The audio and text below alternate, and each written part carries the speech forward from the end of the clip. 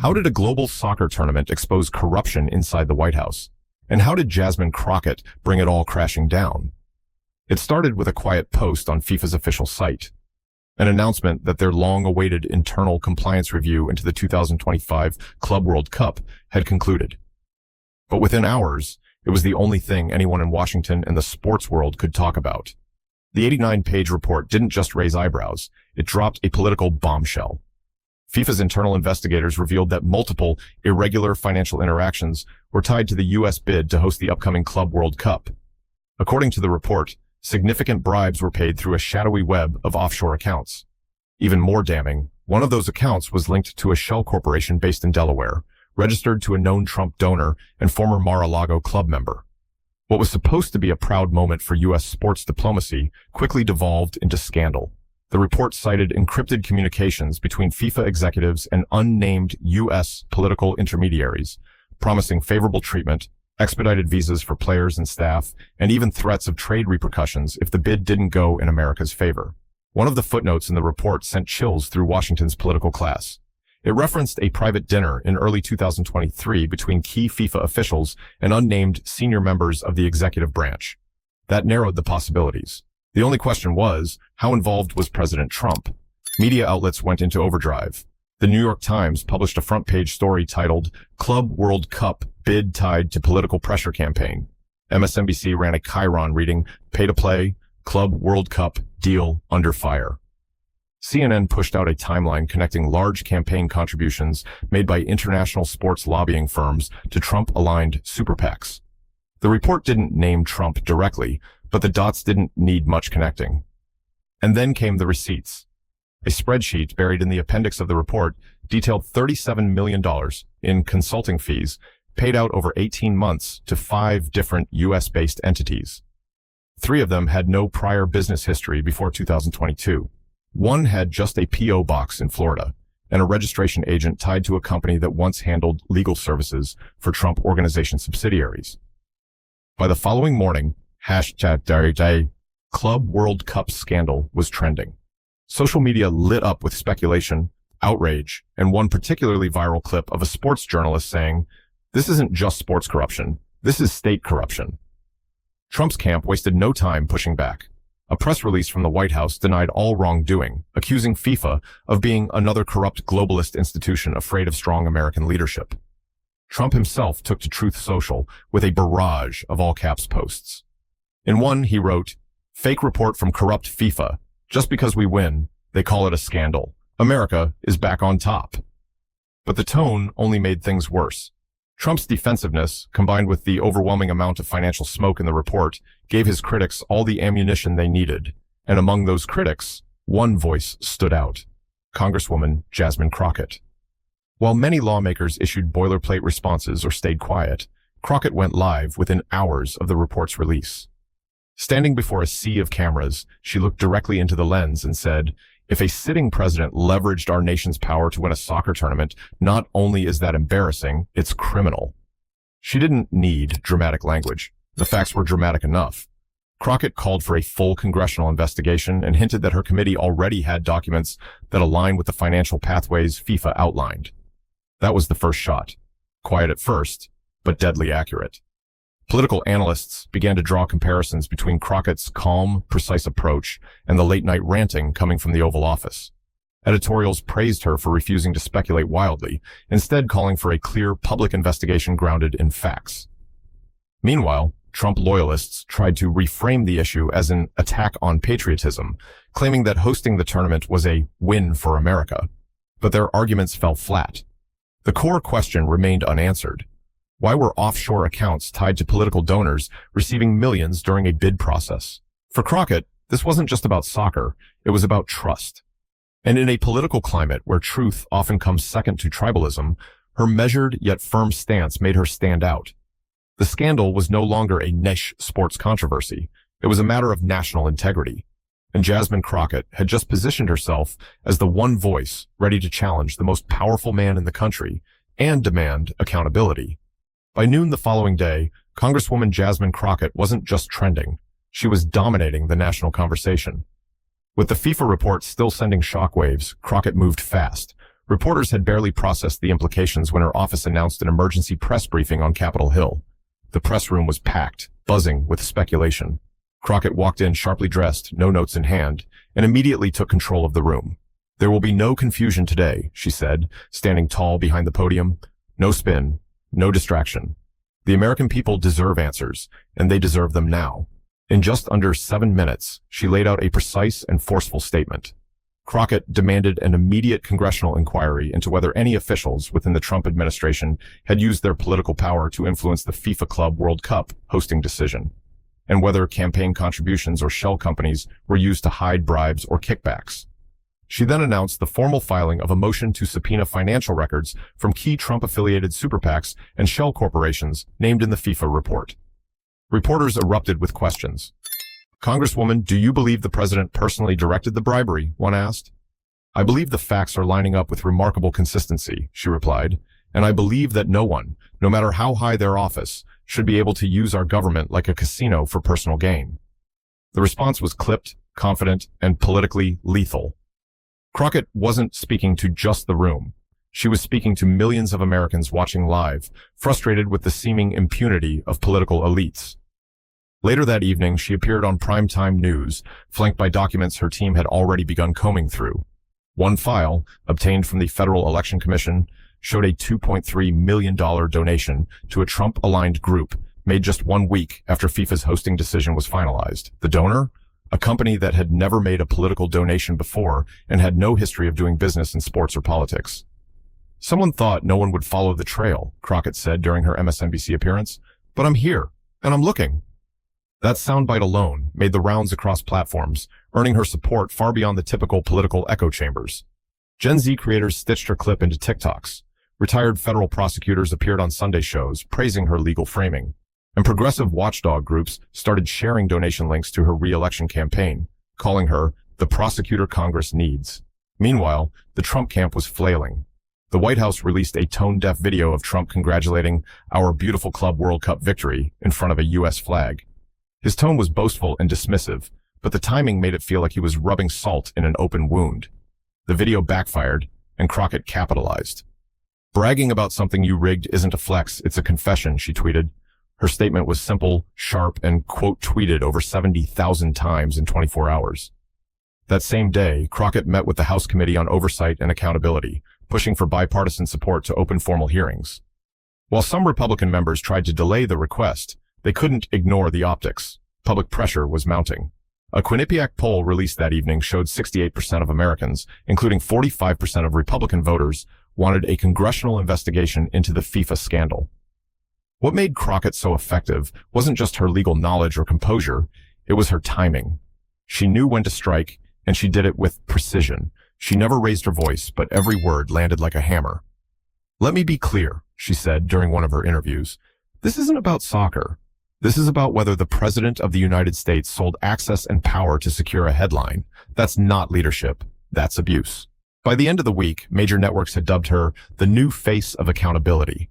And unlike some politicians who chase viral moments, Crockett kept the focus on substance.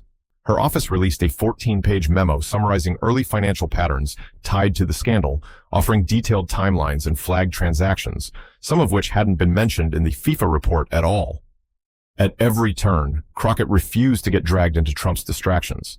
He mocked her intelligence in a Truth Social post, calling her a glorified blogger in Congress. She didn't respond with insults. She responded with documentation. That discipline made all the difference. The press was hungry for a real investigation. Her colleagues were beginning to see her not just as a headline generator, but as someone who could carry this scandal with legal and moral authority. Within 48 hours, the Oversight Committee scheduled an emergency hearing. Jasmine Crockett would chair it. The momentum was real. The pressure was mounting. And for the first time in months, the Trump administration looked vulnerable.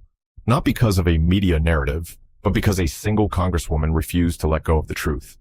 By the time the Oversight Committee announced its emergency hearing, the walls inside the West Wing were already rattling.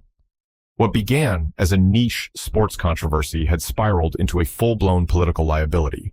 But President Trump, never one to back down, chose the only defense he's ever fully trusted: offense. He didn't hold a traditional press conference. Instead, He took to the podium outside the White House with American flags behind him and a sea of cameras in front. He opened with a smile, then launched straight into what many described as a tirade. "This is what happens when America wins again. They call it a scandal," he said. "We brought the Club World Cup to our country, just like we brought jobs back, respect back. And now these corrupt global elites, FIFA, the fake media, and a few radical Democrats, are crying because we beat them." He never mentioned Jasmine Crockett by name, but it was clear who he meant when he said, "Some rookie congresswoman from a failing district thinks she can lecture me about corruption? Please." But the condescension fell flat. Crockett wasn't flinching. In fact, just hours before Trump's press event, her office had released a new timeline showing connections between a lobbying group that pushed the World Cup bid and a consulting firm co-founded by a former Trump economic advisor. The payments, just shy of $8 million, sent in 3 tranches immediately following 2 high-level White House meetings in 2023. Trump, aware that the narrative was slipping from his control, shifted strategy mid-speech. He claimed the U.S. win had actually been a bipartisan victory, a great day for all Americans who love sports, freedom, and winning. Then he quickly pivoted to victimhood. "They hate to see us win," he said, pointing to the cameras. "That's what this is about. This is just another hoax, like Russia, like impeachment 1 and 2. Now it's Soccergate. Sad." But even the term Soccergate didn't catch on. The public wasn't buying the usual deflection playbook. This wasn't an anonymous leak or a rumor. It was a FIFA-published document with real financial data, and more importantly, Crockett was treating it like a legal investigation, not a PR stunt. Behind the scenes, Trump advisors were split. Some wanted to discredit FIFA completely, painting it as a corrupt foreign entity with anti-American bias. Others pushed for softening the rhetoric and offering transparency to reduce pressure. Trump rejected both approaches. He wanted to go on the offensive against Crockett personally. Over the next 24 hours, his campaign posted a series of attacks on social media. One graphic featured Crockett's face with the words "radical leftist clown" overlaid in red letters. Another video mashed up her House speeches with dramatic music and a narrator accusing her of hating American greatness. But the tone was so exaggerated, it backfired. Late-night hosts mocked the video. Political commentators on both sides noted that attacking a young, well-spoken congresswoman in the middle of a legitimate investigation was a risky move, especially with voters already wary of political corruption. Crockett, meanwhile, didn't respond with insults. Instead, she posted a clip from her latest hearing prep. In the video, she reads directly from the FIFA report, then calmly says, "If telling the truth makes you a clown, then I'll wear the red nose. But I promise you, this is no circus." The clip went viral instantly. Her delivery was calm, firm, and razor sharp. It wasn't just that she had the facts. It was that she knew how to frame them without overreaching. And with every passing hour, Trump looked more reactive, more chaotic, more cornered. Then came the kicker. The Department of Treasury confirmed it had launched a review of certain flag transactions listed in the FIFA report. They didn't mention the Trump administration directly, but the timing said everything. And the fact that Crockett had raised questions first gave her immediate credibility as the driving force behind the pressure. Trump's next move was to double down. He announced a patriotic sports summit at Mar-a-Lago, inviting real American athletes to speak out against FIFA. The event was part photo op, part distraction, but it only further highlighted the fact that he was avoiding the central issue, the money. Every network aired split-screen footage, Trump shaking hands with golfers on one side, Crockett reviewing bank transfers on the other. And in that contrast, a quiet shift occurred. Even some conservatives began to acknowledge that this wasn't just political theater. It was a real investigation, and Crockett had the upper hand. As Trump fumed online and ramped up the nationalist messaging, Crockett stayed focused, methodical, and on message. And in doing so, she made it clear. No amount of bluster, flags, or slogans could erase a paper trail. The Oversight Committee hearing room was silent until the first folder hit the table. Congresswoman Jasmine Crockett, now firmly in command of the investigation, sat at the head of the committee chamber, surrounded by her legal team and flanked by 2 aides holding thick binders. The media presence outside was overwhelming. Inside, however, Crockett was calm, almost surgical. "Today is about facts," she began, "not tweets, not flags, not distractions." The hearing had barely started when Crockett motioned to have several documents entered into the official record. She didn't waste time with drama. Instead, she let the paperwork speak. The records included a series of wire transfers from a Cayman Islands account belonging to a consulting firm called Veritas Global Strategies, an entity that until last year had no online presence, no listed staff, and no physical address. And yet, in the months leading up to FIFA's hosting decision, it moved nearly $41 million through a US-based intermediary, Forward Vision LLC. Forward Vision, as Crockett revealed, was co-founded by a former Trump campaign finance director and had recently hired 2 former White House aides as consultants. Crockett then flipped through the next section of documents, highlighting specific dates. Each transfer lined up with key FIFA meetings and bid presentations, some within 24 hours. She paused after each matchup, giving the room time to digest the pattern. "Coincidence isn't a defense," she said flatly. "It's a red flag." The committee room filled with murmurs. Even some Republican members leaned forward in their chairs. The alignment of money and meetings was too precise to ignore. What followed was a PowerPoint presentation projected onto a screen behind her. It wasn't flashy, just bullet points, names, dates, amounts. But that simplicity made it more effective. She presented a timeline. February 2023, $5.7 million wired from Veritas Global to Forward Vision. February 23, 2023, Trump met with FIFA President Gianni Infantino at Mar-a-Lago. No press were allowed inside. April 2023, $8.2 million payment. April 4th, 2023, Trump posts online suggesting a major international sports win coming for America.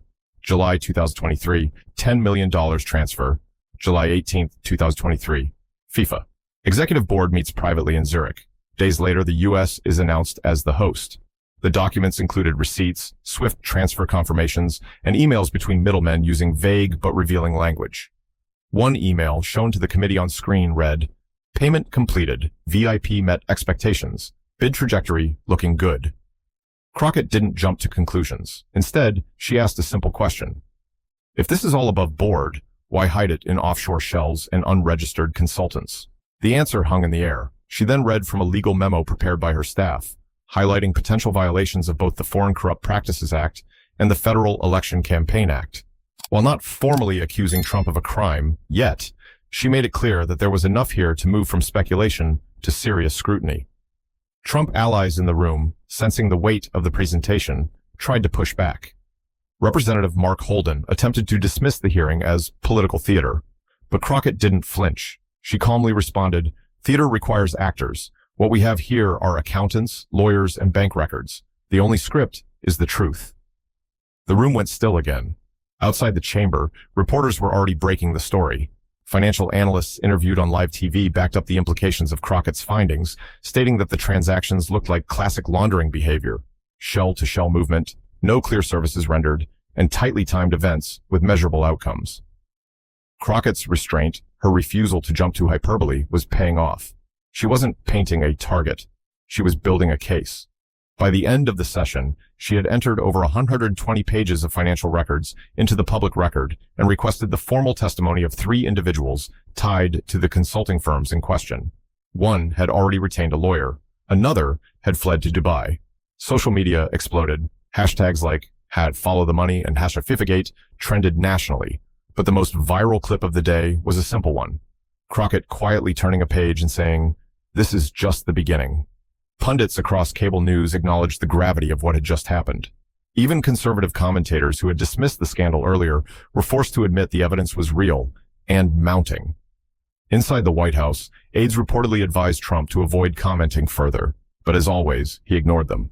Within the hour, he posted, "Crockett's fake document dump is another hoax. Nothing burger. Total witch hunt." Crockett didn't respond directly. She didn't need to. The paper trail was doing all the talking now, and every new document led the public deeper into a pattern that could no longer be brushed aside. The scandal had a shape now, and Jasmine Crockett was the one holding the blueprint. It was standing room only as the Oversight Committee resumed its hearing the following week. The air was different this time, more tense, more electric. The previous session had dropped hard evidence. Now, the public wanted to hear from someone who had been on the inside. That someone was Lucas Behringer, a former mid-level FIFA executive who had quietly resigned just weeks after the U.S. was awarded the Club World Cup hosting rights. For months, he'd remained silent, but Crockett's team had reached out through legal channels and secured voluntary testimony under oath. Berenger entered the room with his attorney beside him. He looked nervous, eyes darting, hands fidgeting. But once sworn in, the transformation began. His voice was steady, his answers measured, and what he said shook the room. "I was instructed to prioritize the U.S. bid under special circumstances," he began, reading from a prepared statement. Those instructions did not come from within FIFA alone. They came through intermediaries who made it clear that geopolitical and financial consequences would follow if the United States was not awarded the tournament. Crockett leaned forward.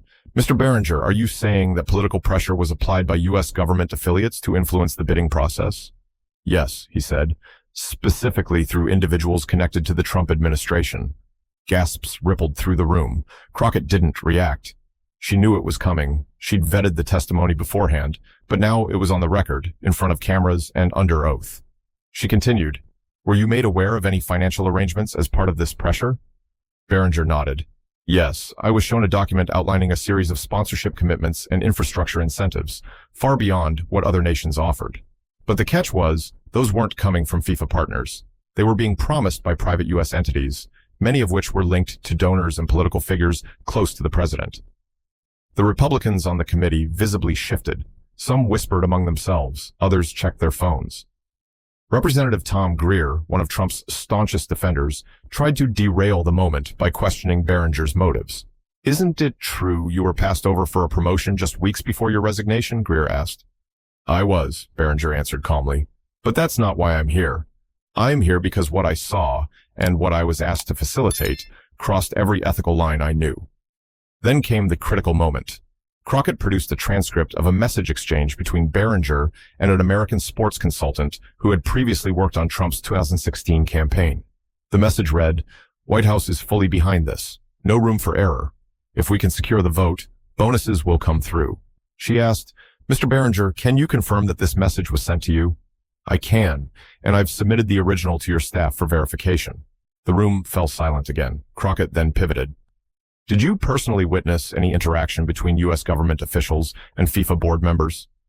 "Yes, at a private dinner in Zurich in July 2023. While I wasn't part of the closed-door discussions, I can confirm that individuals affiliated with the Trump administration were present, and shortly after that, we were told the bid had enough support to proceed."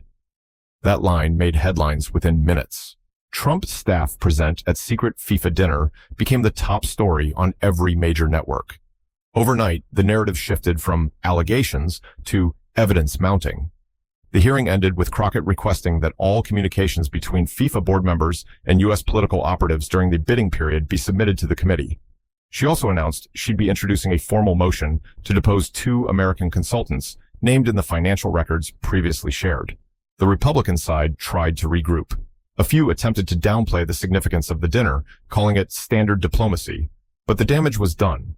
The combination of paper trail and sworn testimony had become impossible to ignore. Public sentiment reflected that.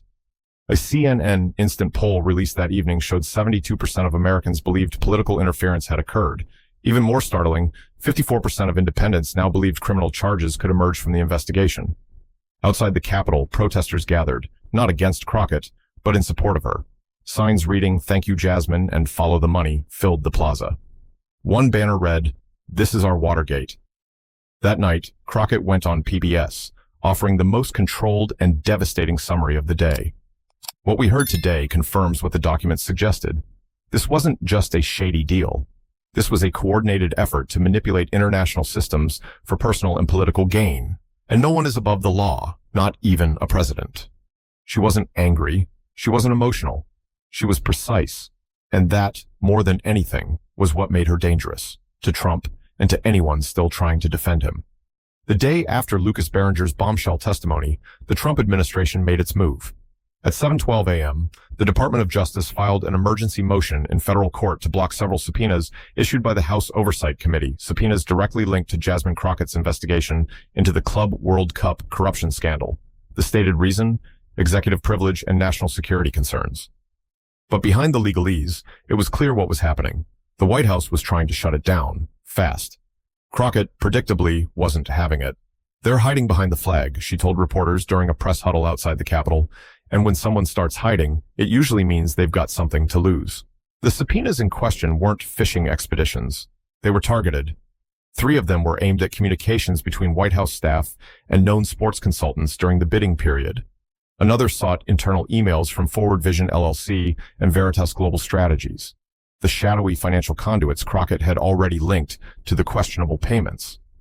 What infuriated observers wasn't just the move itself, but its timing. The DOJ's motion came less than 18 hours after Berenger confirmed under oath that political operatives connected to the Trump administration had been present at a private FIFA dinner shortly before the U.S. was awarded the tournament. It didn't take long for the backlash to start. Legal scholars appeared across cable news dissecting the administration's argument. Most agreed that executive privilege doesn't extend to private citizens or outside consultants, particularly those not formally employed by the White House. In other words, the Trump team was overreaching, and Crockett made sure the public knew it. That same day, she held a formal committee update and did something unusual.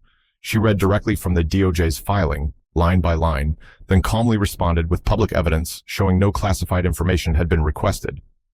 "No one is asking for nuclear codes," she said. "We're asking for the names of people who promised influence and money in exchange for a tournament."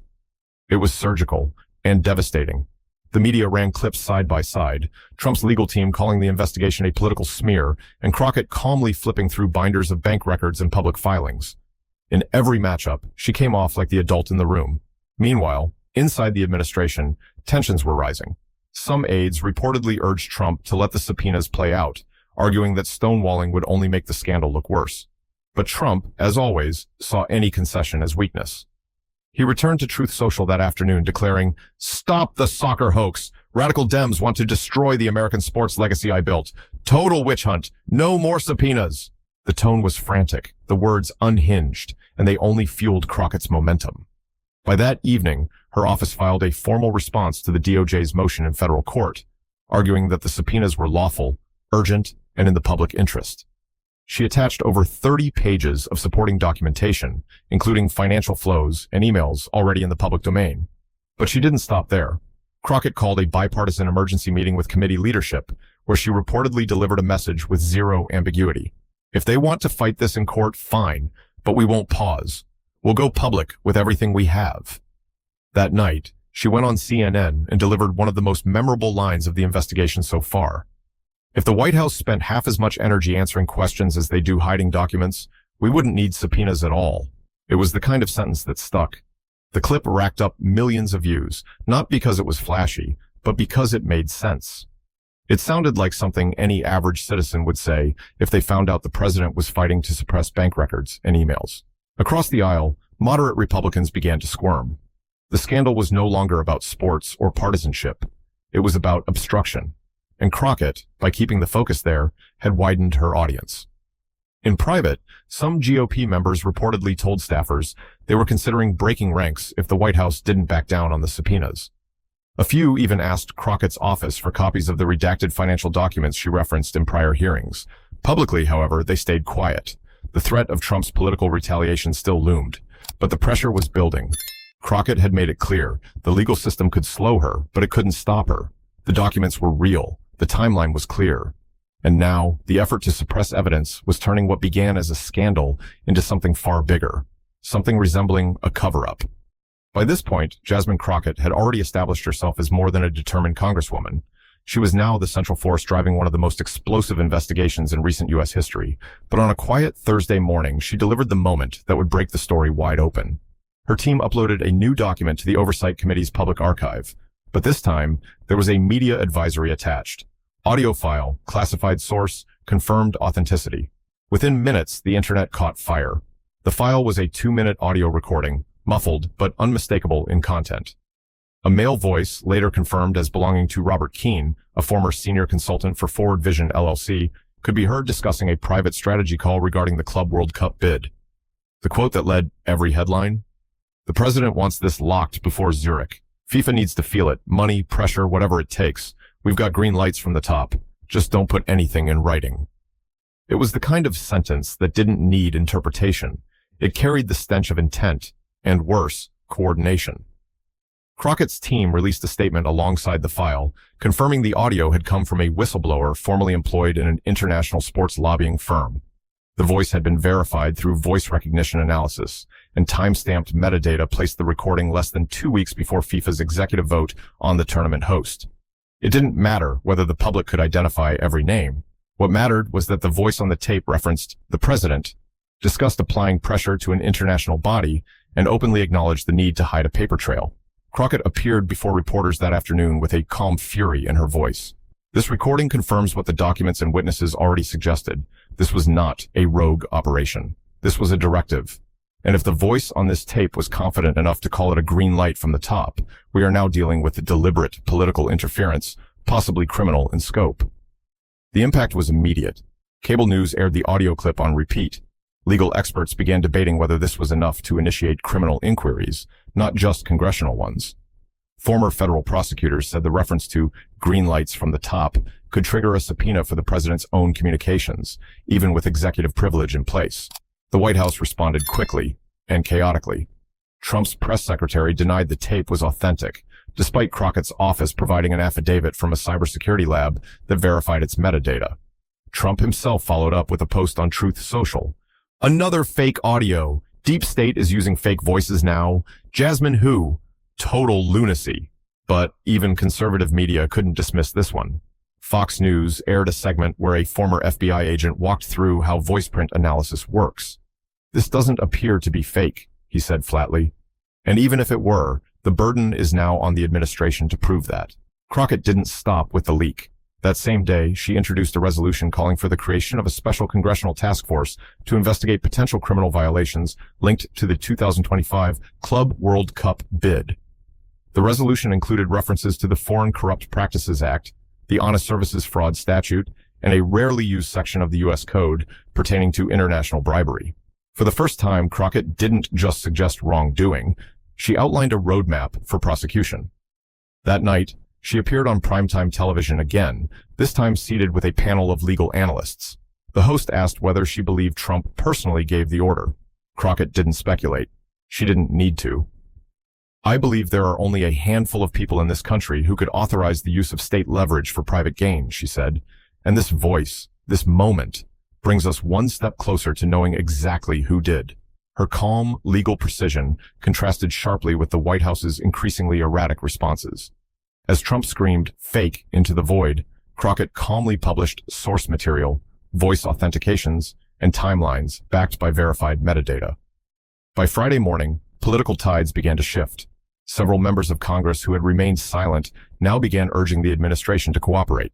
A handful of GOP senators cautiously supported the formation of an independent oversight board. Even Trump allies found themselves dodging questions from reporters.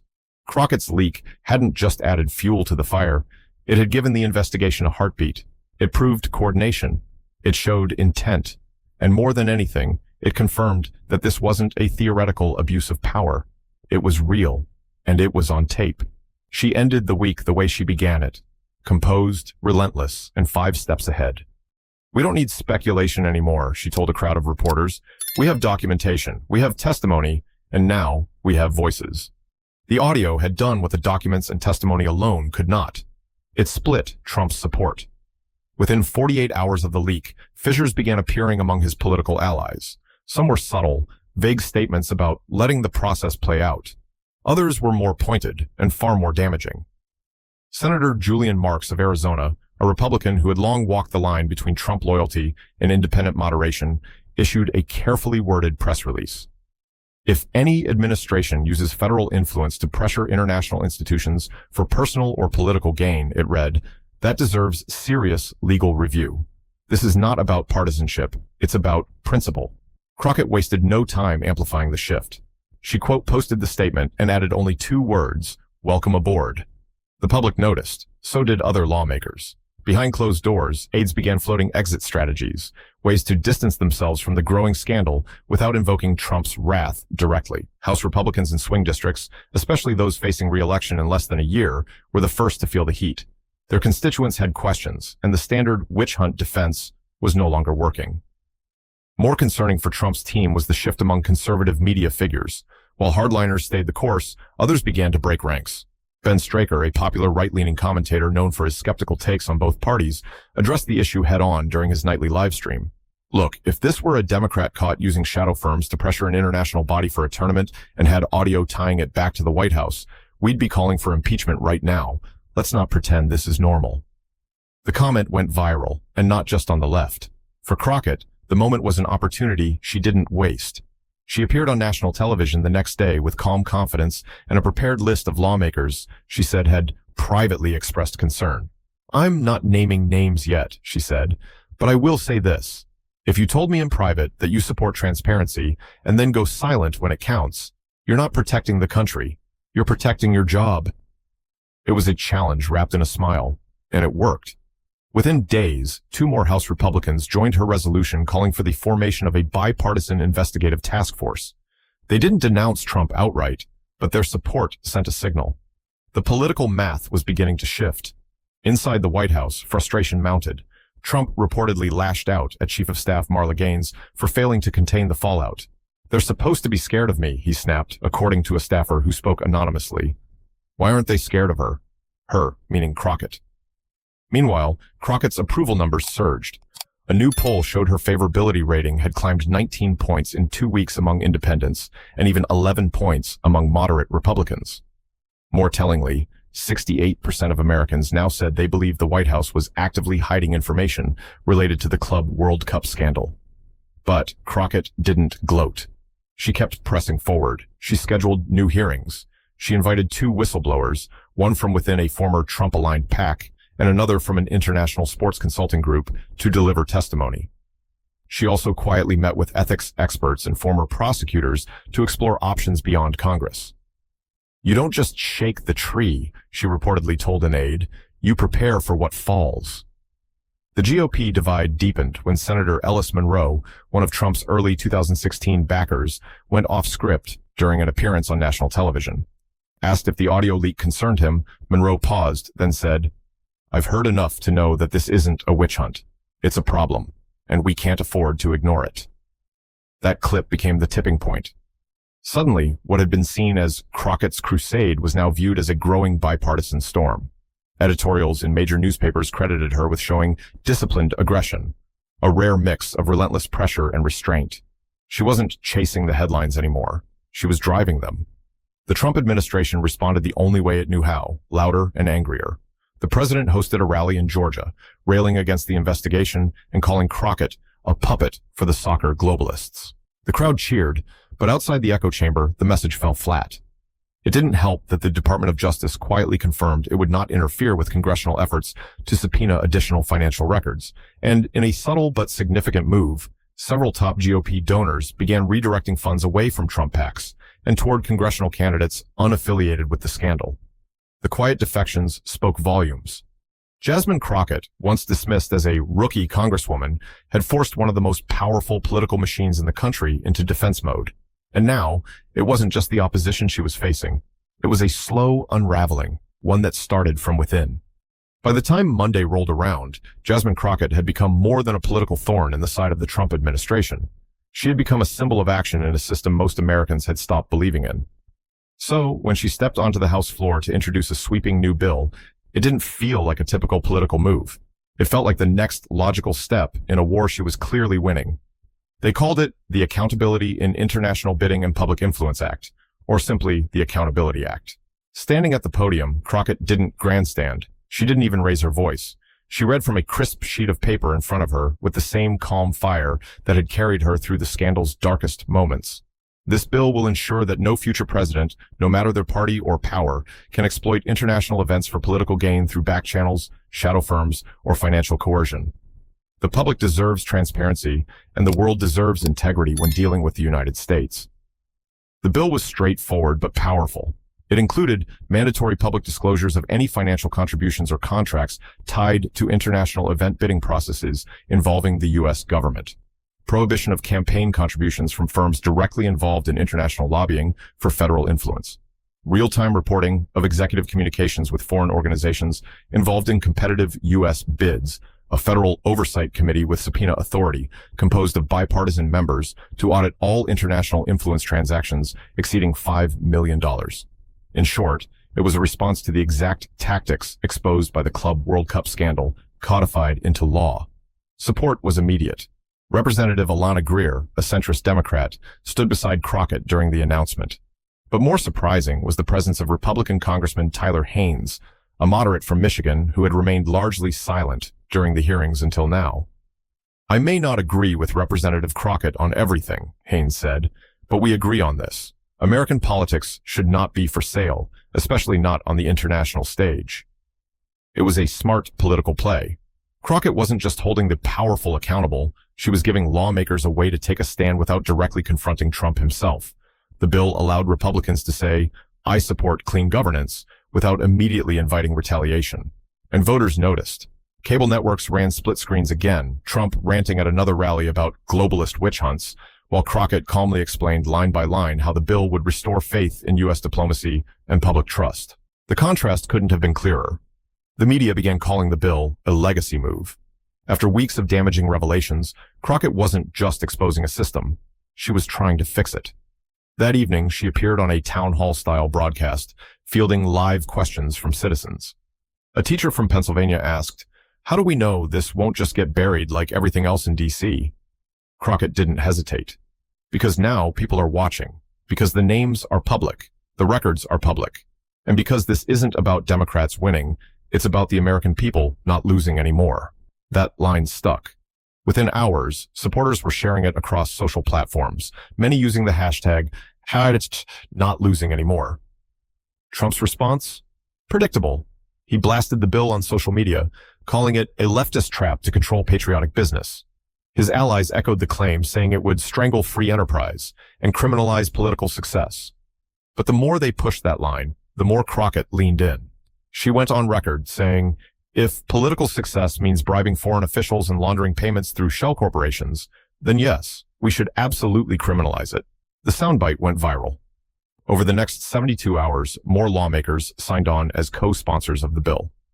Civic organizations, government ethics watchdogs, and even international legal experts applauded the move. The Accountability Act was being discussed not just in Washington, but in newsrooms across London, Madrid, and Zurich. Even FIFA released a statement acknowledging the bill, calling it a meaningful step toward restoring the integrity of global partnerships with the U.S. By midweek, Crockett had momentum, again. She wasn't just holding hearings anymore. She was reshaping the system those hearings had exposed. The legislation wasn't guaranteed to pass. There were still procedural hurdles, partisan games, and Trump loyalists prepared to fight it every step of the way. But Crockett had already shifted the conversation. She had made it clear that oversight wasn't about political rivalry. It was about public accountability. And with each new step, she showed that she wasn't simply reacting to scandal, she was defining what came next. By the end of the month, the landscape in Washington had changed. What began as a contained FIFA corruption scandal had erupted into a historic standoff between a sitting president and a rising congressional force, and the president was clearly losing control of the narrative. Jasmine Crockett, once dismissed by pundits as a freshman firebrand, had become the face of political integrity in a climate where that word had all but lost meaning. And Donald Trump? He had gone from kingmaker to damage control. The contrast couldn't have been starker. In a desperate attempt to reclaim attention, Trump scheduled a primetime address from the White House, framed as a response to what he called the soccer smear. It was hyped in right-wing media for days. Speculation swirled that he would unveil counter-evidence or even call for investigations into Crockett herself. Instead, what viewers got was a meandering, angry monologue. "I brought the world's biggest sporting event to America," he said, pounding the podium. "And what do I get? Attacks, lies, and a nobody congresswoman who thinks she's running the government." He went on for nearly 30 minutes, rambling about loyalty, fake news, global elites, and once again insisting the audio leak was digitally faked by AI and Democrats. He held up a printed screenshot of a tweet from a parody account, mistaking it for an official statement from FIFA. The broadcast was a disaster. News outlets across the spectrum called it erratic, incoherent, and dangerously unhinged. And while Trump's base cheered him on, it was clear to the broader public that his grip on the narrative had slipped. Meanwhile, Crockett was thousands of miles away, quietly attending a policy roundtable in Detroit focused on government transparency and digital accountability. Cameras followed her everywhere, but she didn't hold press conferences. She didn't need to. Her silence spoke louder than Trump's shouting. Back in D.C., reporters asked her for a response to the president's speech. She gave none. She simply raised an eyebrow and walked into her office with a folder under her arm. Online, the contrast went viral. Memes circulated showing Trump yelling at a podium while Crockett calmly scrolled through documents. The internet crowned her with a new nickname, the Quiet Storm. Inside Republican circles, panic began to grow. The Accountability Act had gained 5 more co-sponsors, 2 of them from red states. The hearings were no longer being dismissed as political theater. They were being studied by law professors. Lawmakers who had spent weeks avoiding comment were now saying, "We need to take a serious look at the evidence." In private, former allies began to distance themselves. Trump's inner circle thinned. Even loyalists were weary of playing defense with no playbook. One particularly damaging leak from within the White House came from a senior staffer who anonymously told the press, "He can't stop talking about her. Every briefing turns into a rant about Jasmine Crockett. He's obsessed, and it's hurting us." Crockett, however, stayed disciplined. She didn't take a victory lap. She continued to chair hearings, introduce amendments, and quietly expand the scope of her inquiry. She didn't chase the spotlight. It followed her. In one particularly symbolic moment, a group of bipartisan lawmakers presented her with a plaque after a closed-door ethics session. It read, "For relentless pursuit of truth in public service." That same night, as the Capitol lights glowed in the distance, Trump launched into yet another unfiltered truth social post.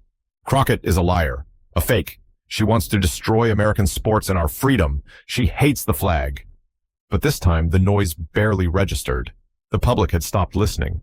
Approval polls showed Trump slipping below 40% for the first time since the scandal broke. Independent voters leaned sharply in favor of further investigation. Crockett, meanwhile, polled as the most trusted member of Congress under the age of 50. Cable news anchors didn't even lead with Trump's post the next morning. Instead, they showed Crockett meeting with international ethics monitors to discuss global transparency standards, positioning her as a figure not just in national politics, but on the world stage. In a final flourish, Crockett ended the week with a short video posted on her own terms. No music, no theatrics, just her at her desk, signing off on the next round of hearings. "We're not done. This isn't about headlines. It's about the truth. And we still have work to do." She didn't say Trump's name once. She didn't have to.